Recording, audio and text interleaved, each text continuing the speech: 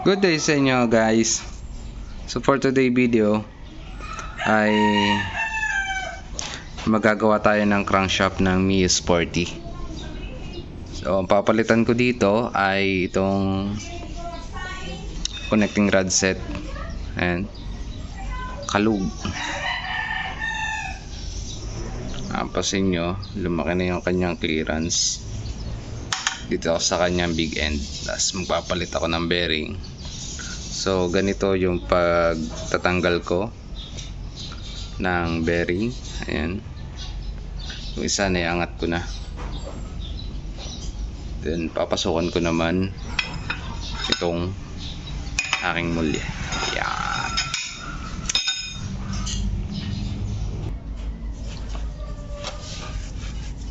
Ito mga master, palalabasin ko tong bearing na to para mahugot ko siya.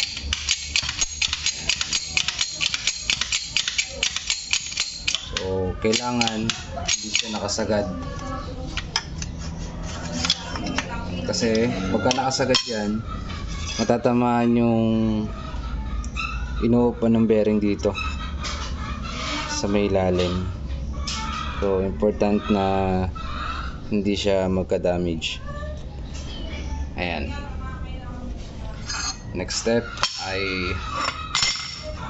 i-remove ko na yung bearing.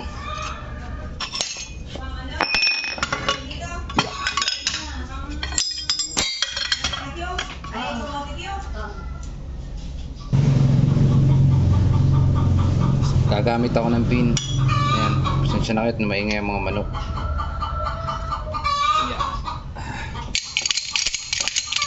Lang yan.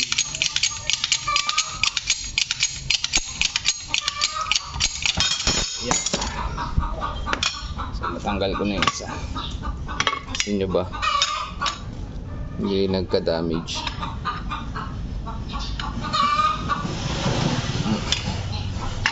Kabila naman.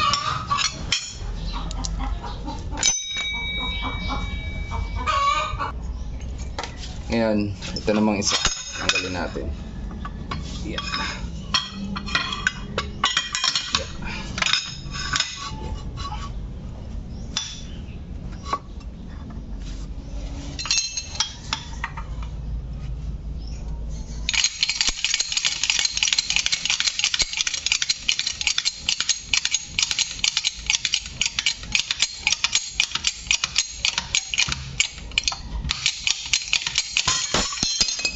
Yung tanggal na. Yan.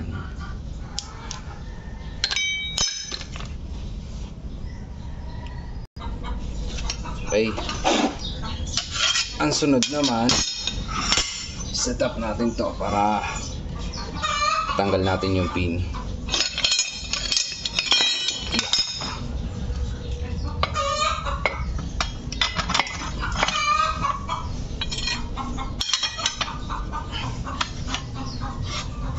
Dito mga master, kailangan maging maingat kasi possible din na tumalsik kapag mali yung align.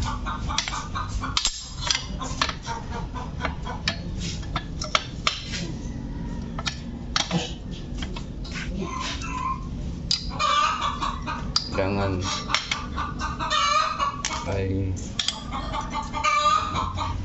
maganda yung ka-align. Ayan, ganyan.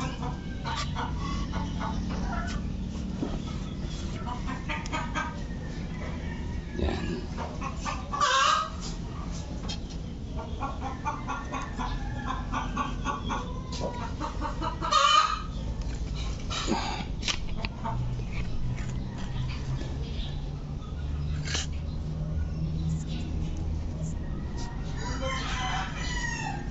Lagay na natin to. Yan.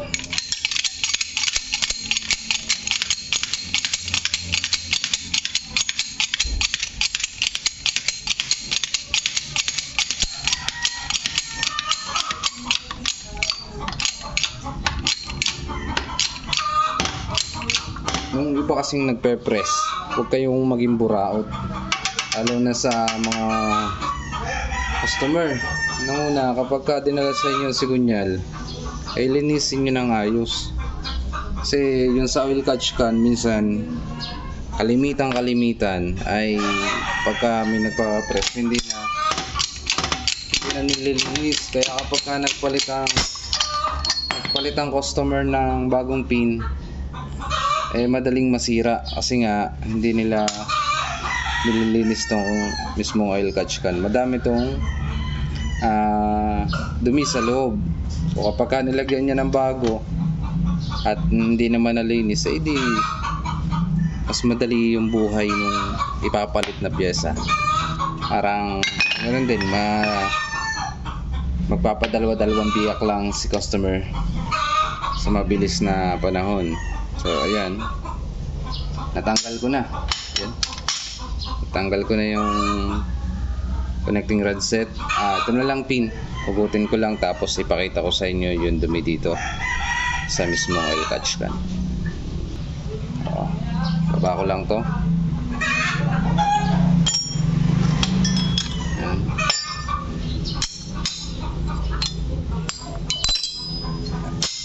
Bakla to hindi. Ayan. Setup ko lang ulit gaya nung kanina.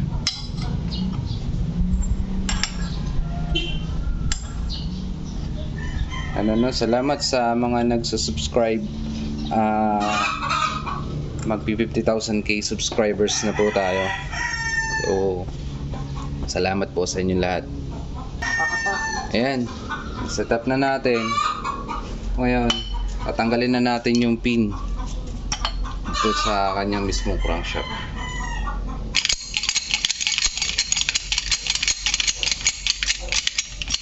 Ito yung right crankshaft.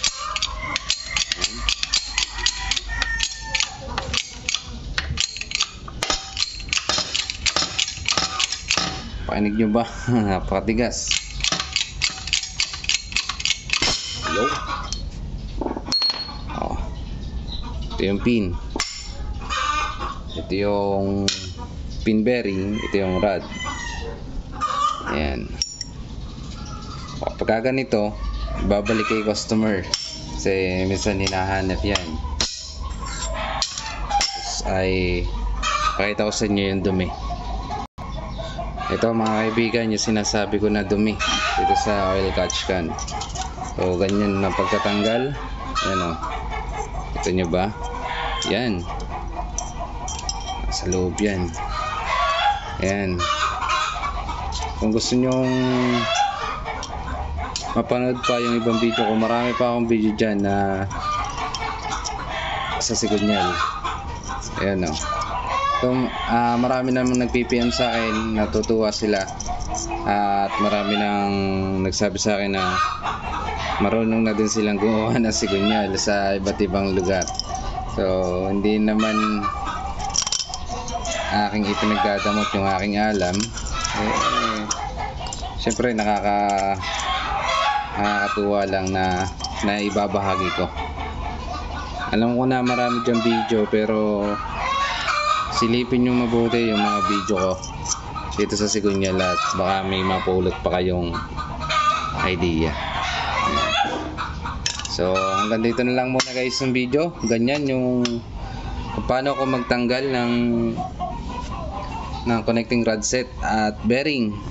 So please subscribe to my YouTube channel. Hit mo na din yung notification bell at para maging updated ka sa mga new videos pa na i-upload ko.